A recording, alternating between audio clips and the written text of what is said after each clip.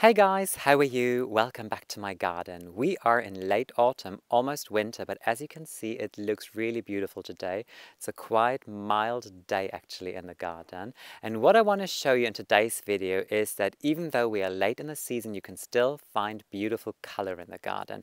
And not those things that you see in my back necessarily, because those are the things that I potted up like mums. I'm really talking about perennials, grass, shrubs, things that you can just plan and have every single year basically coming back in your borders, and you can even plant some of those in a container if you're not gardening in an actual garden, just on a balcony. So what I want to do is just talk you through different areas of the garden. I'll take you with me first to the front garden and then we walk all the way to the back, and I have things for shade conditions, for full sun conditions, so I think there's something interesting and intriguing for everybody of you. One last thing I should maybe mention, and mention it a little more often in my videos, is the garden zone that I'm actually gardening at. I'm gardening in a zone 7B, and that is really because we're so close to the Baltic Sea. This is why we're almost in a different gardening zone compared to 50 kilometers south already. That really, the Baltic Sea really affects our climate a lot here. Having that said, I always make sure that I plant perennials and shrubs that are quite hardy, so I normally always tend to go for things that are for a zone 6, because sometimes we have winters that are very strong and I just want to be on the safe side. So I hope you have fun with today's video and join me in the front garden in a second. So we're in the front garden, and as you can see, things are looking fairly nice in here, especially the grasses at this time of the year.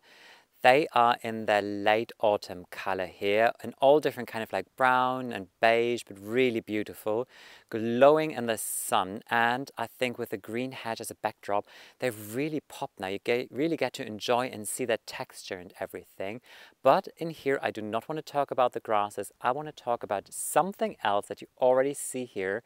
It's a beautiful front border plant and works really well in a shade or like partly shade condition. So I want to talk about Epimedium with you guys, or fairy wings. This is a common name that I know.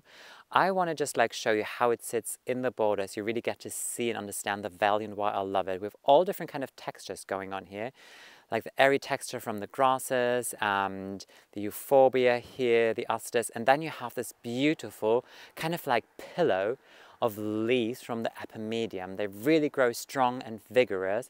And what happens now this time of the year, you get to see it already, like a glance of it at least. All those beautiful, rich green leaves change their color now to bronze amber tones and almost like kind of like brick tones, like schoolhouse brick, this is how I would call it. Absolutely glorious. So what I want to do now is just talk you through a little bit on what this plant wants, what it likes, and why I think you should really give it a try in your own garden. I've made it myself comfortable, and I just want to take the time to talk you through about why I really love growing the Epimediums and why I think that they really deserve a location in your garden as well. I think from this angle you can also see quite well how they work well with all the different textures. We've got like the sedum in the back here, got some grasses, and then this like really thick cloud of lush green foliage that is changing now to its beautiful autumnal color. So I just want to start with Epimediums, how they start actually in the season. So when it's early March, this is pretty much when I go into the borders and cut everything back. All the grasses, all the perennials, and I also do it with the Epimediums, because then the foliage kind of like bronzed off. It is like brown, crunchy, and then you know now is a good time to come in with your head shears and really strip it back all the way to the ground, and that is exactly what I do, because it takes maybe like 2 weeks and then the fresh, new, lush green leaves appear. And also the flower heads appear. So the variety that I'm growing here is called Epimedium sulphureum. And as the name already implements, sulphureum, sulfur, there must be something yellow going on, and clearly the leaves are like lush green, so it has to be the flower heads on this one, and that's what it is. The flowers are kind of like these bell-shaped flowers that appear on these delicate long stems. So you have these clusters of these bell-shaped flowers all the way along the stem, and this beautiful like light sulphury color, which I absolutely love. Epimediums come in all different kind of colors though. So if you more like a buttercup yellow, you'll find something as well. They also come in orange. They come in a very beautiful light delicate pink, a variety that I grow more in the back of a garden, and in white as well. So I'm sure there's something that is going to work well in your garden situation. As you can see, the leaves, vary in size a little bit, and that has to do with the age. So the older ones grow definitely bigger. They are kind of like heart-shaped, like a stretched, a little elongated heart. And as we're like in late November, like late autumn actually now, what happens, the foliage starts coloring up really beautifully. So we have all these like rusty crimson tones going on here, almost going into like dark red tones, like I said, like almost like schoolhouse brick tone colors. And this what happens now more and more. The later the season goes, the more the leaves are going to start coloring up into the beautiful autumn color. And this is absolutely beautiful because most of the other perennials sitting here in the border, they lose their color, and I'm left with all different kinds of like beige and brown tones. And then I have these like big pillows of crimson red sitting in here, and I clustered them throughout the entire border. So I have dots in the front of the border in the entire front garden, and this is really exciting because it's like a focal point, so your eye can really have like this resting point that just guides you through the front garden. And when I'm sitting inside on my couch, I have a really beautiful view onto this border, and I get to enjoy this absolute beautiful crimson color throughout the entire winter season, because this is going to last all the way I would say up until like mid-end January pretty much, before the leaves start to bronze off. One more big advantage of growing Epimediums is where it likes to grow. This is the perfect candidate to grow into a partly shade or shady area of your garden. And also the soil conditions makes it really easy. It's not really fuzzy. It likes to sit, as most of the perennials, in a rich soil, but you can always enrich it a little bit. Just put like a little good fertilizer on it. I always use like a good handful of organic bone chips and some fresh garden compost, and they'll be happy as Larry. Also, the water level is quite easy on Epimediums. They like to sit in a moist soil, but they don't mind sitting in a dry condition as well. So I really grow them also under some trees and shrubs, and they are very happy there. No problem at all. Like this summer was a nice and moderate summer, but the previous 2 summers were quite dry and hot in here. And I never did any additional watering. Nothing is an irrigation here, and these Epimediums were happy as Larry even throughout the hottest summer day we had. So definitely a perfect candidate, and I'm sure that this is something that if you don't grow it in your garden yet, I think definitely consider it, do your research, and I guarantee you'll be very, very happy with your Epimedium in your own garden. If for any reason you're not growing Epimediums yet, or you just don't like to grow them, or your growing conditions are not right for them, maybe the next candidate that I want to show you is just the right plant for you. So if we just continue walking through the front garden, you get to see on the right side already what I want to show you. It's really lovely glowing gold in the border. We had a good 10 minutes of rain earlier today, which means that of course it's flattened, but I'm still going to show you. So this is a Euphorbia. It's a variety called Tallboy, and it is in its autumnal color already for the past 3 weeks, I would say at least.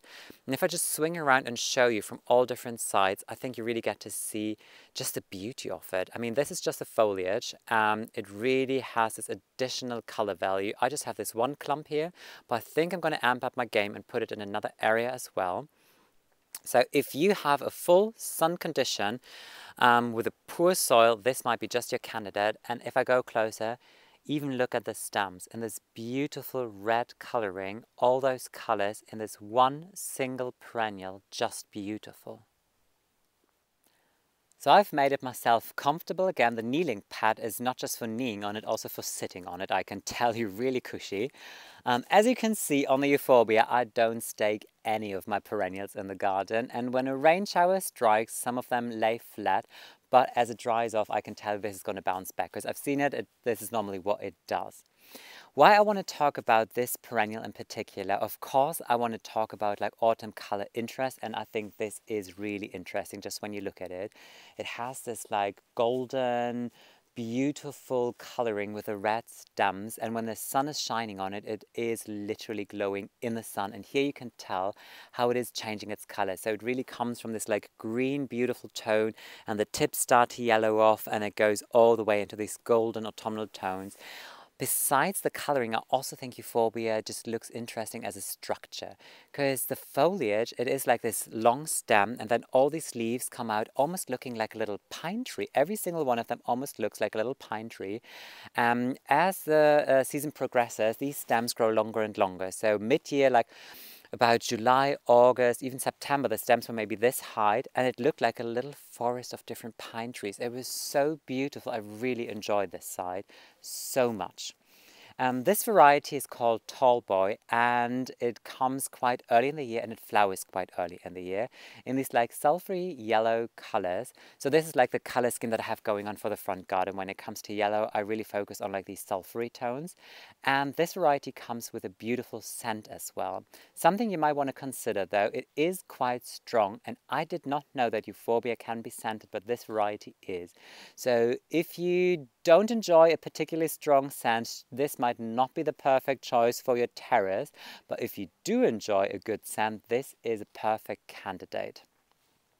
The growing habit is also quite interesting, I think, because it kind of starts a little lower in the year, shorter, and the flowers, when they appear in like April, around April, May, I would say, they are at a height about like maybe 25 centimeters, and after the flowering, all these like stems continue on growing, and they really have this like lush, like floating, like in the border kind of like quality. Again, when you consider the height, it is definitely a good candidate for a front of a border, and this side of the bed is fully south facing. So this is what this Euphorbia really likes and where it thrives best. It really wants to sit full on sun.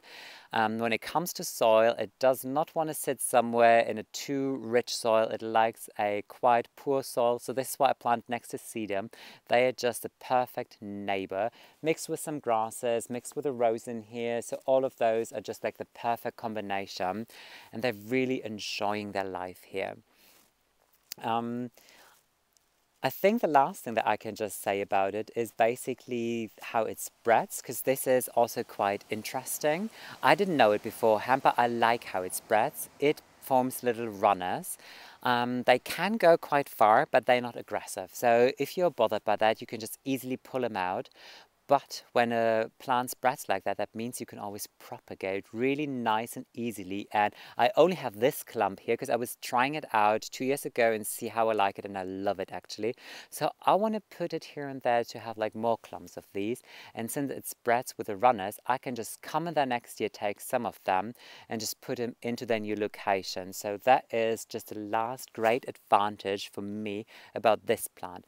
One last thing which is important about any Euphorbia that I think is just interesting if you have never grown Euphorbia before is when you cut Euphorbia, always wear gloves, because in these stems, Euphorbia has like this sticky composite, like a whitish kind of liquid in it, and if that touches your skin, some people can react allergic to it, almost like signs of burns. You can really get blisters from it. I was cutting it once and I did not really react to it, but what you want to make sure is if you're not wearing your gloves, really wash your hands properly afterwards. Do not touch your face or anything, because you can really have an allergic reaction to that, and this is the one thing you definitely do not want to have. But if you're wearing your gloves when you cut it back, you'll be very, very happy with this one. And I think that if you have a sunny, full sun, south-facing area in your garden, you might be really happy with this variety. So Euphorbia Tallboy it is. So if we continue walking now from the front garden to the midsection of the garden, you see there is like this little path guiding us to the midsection of the garden. On the right there is a topiary, still looking nice and crisp, and as we go to the midsection of the garden really opens up all the way to the back. So you see in the middle there are these two huge walnut trees, and if I swing to the left you get to see our garden shed with a beautiful autumnal pots. Everything is still looking nice, but I'm going to get in there in a while and change the decoration for Christmas. But you can tell the garden really just slightly starts to exhale basically. All the colors are fading out.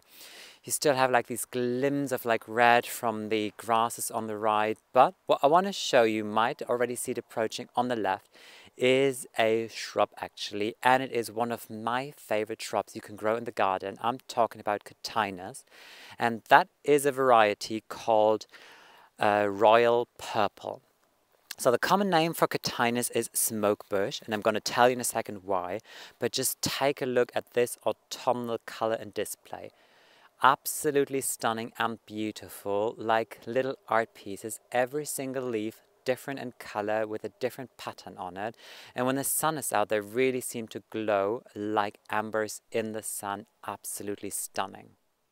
I actually already did a video or two where I was planting Catinus with you. There was a variety called Catinus grace, looking really beautiful in the back of the garden at the slope, but the leaves are really different compared to this variety here. So in grace, if you might remember, the autumn coloring was absolutely beautiful, like this ruby red glowing in the sun. Absolutely loved it.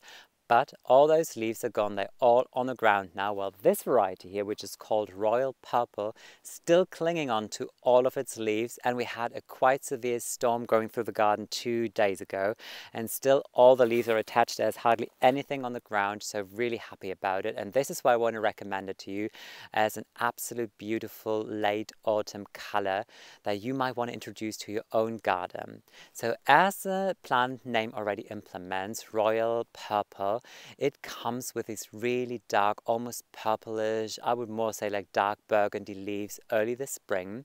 So it has kind of like all year round color interest for a shrub. The common name for smoke bushes, for Catinus, is smoke bush. Now I said it already. And this has to do with the flower heads. So the flower heads, they really look like these little kind of like smoke clouds sitting on the shrub. And in good years, I've seen it like out on the landscape, you hardly see leaves anymore. There's so many of those flower heads, absolutely impressive. And I love to get in there and cut them back for flower arranging. So if you love to go into your garden and cut back from your shrubs or your perennials to do flower arrangement, these shrubs are really good for it because they have this absolute beautiful texture and they're beautiful for that, and they react really well to any kind of pruning. Actually even encourage new growth by pruning them at any time of the year. Honestly, I've tried it and I've done it. As you can see, this variety, as the temperatures are dropping now, the colors change to this absolute beautiful kind of like amber, red, crimson tone here, and each single leaf is different. All of them have this like interest pattern, almost like a brownish pattern going on in the center, and I think this is what I love it, and that makes it so special to me. When it comes to the growing condition of what it likes, I showed you or talked you already through in my previous video. I just quickly want to say it again. Catinus, like most other shrubs, they like to sit in a rich and well-drained soil, and they really like to sit in a fully sun area. Even though the label said that this variety thrives well in partly shade, I tried it and I've seen the difference between part shade and full sun, and there is quite a big difference, to be honest. Like in part shade, it doesn't really come to flower that well, and it just thrives a lot better in full sun. So if you have a good full sun area in your garden and you're thinking about introducing a shrub, this might be just the perfect variety for you. In terms of height, this will grow up to 2 meters in height and 3 meters in height actually, and also in width, which don't think I'm going to allow it to grow that big. I'm definitely going to come in with my loppers and trim it back harsh. And to my experience, Catinus reacts really well to pruning actually, even if you go in there by the wrong time of the year. It always bounces back. It comes back with a lot of fresh, new, lush growth. So for me, this is just like one of the perfect and best shrubs you can possibly have in your garden. And if you don't like dark red foliage, I've got news for you. They even come with like a chartreuse green foliage, really beautiful. And as I love chartreuse and these sulphury tones, as you might have figured by my front garden already, I'm thinking about adding maybe one Catinus in the chartreuse color to the front garden for next year. I just need to see if I really have the perfect location for that. So from the beautiful Catinus in the midsection of the garden, I just want to continue walking with you all the way to the back of the garden. And I showed you already this new perennial border a couple of times throughout the year in different videos. And what I want to show you again now is actually something that I did an entire video about, so I'm not going to talk too much about it, but just look at it during this time of the year. I mean, we are in late autumn, And the leaves of this Bistorta, this is a variety called JS Calor, just starts coloring up now. So you really get to see the beautiful colors that are in all of those leaves, like yellow tones, brown tones, still a lot of green going on, but it still has so many flowers and this beautiful cherry red glowing in the sun. And this Bistorta is flowering now for almost, I would say, 5 months. And since we had no frost, they still continue flowering. They're still producing even new flower heads. So definitely, if you're considering of introducing a new perennial to your garden and red is your color, like cherry red, pinkish tone, this could be just the perfect candidate for you. I absolutely love it.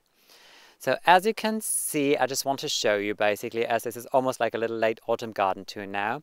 I haven't tackled this area at all yet, really. I left everything as it is. I still need to get in here and get the turf out for my new herbaceous border that I want to do here, but I just haven't had the time yet. And you can tell the mole was dang active in there. But it is what it is. So let's see if I still manage it.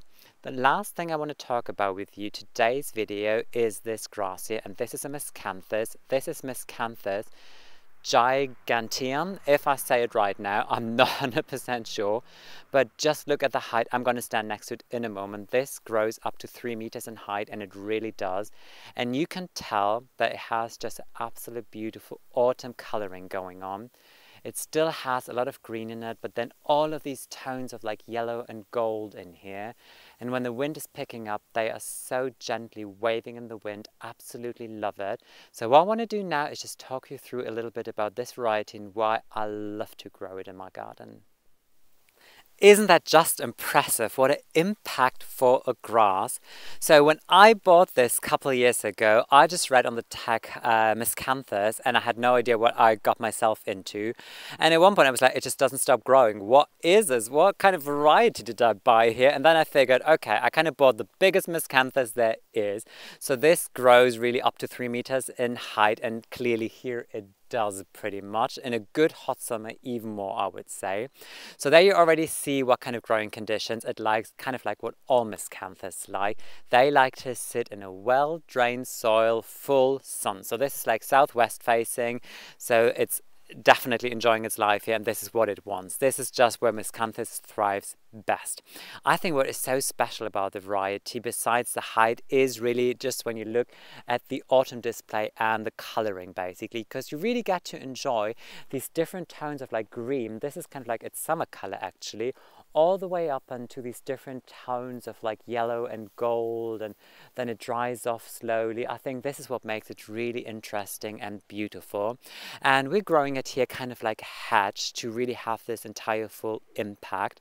It is a beautiful backdrop. I mean, nothing really is built here. This is kind of just like lawn is here. This is an area of the garden that I still need to develop, and that is going to come. But I just wanted to create like a backbone before. So behind this Miscanthus, there is a hedge of yew, which is not really a hedge yet. They're just yew growing into a hedge, basically. And then the Miscanthus in front of them.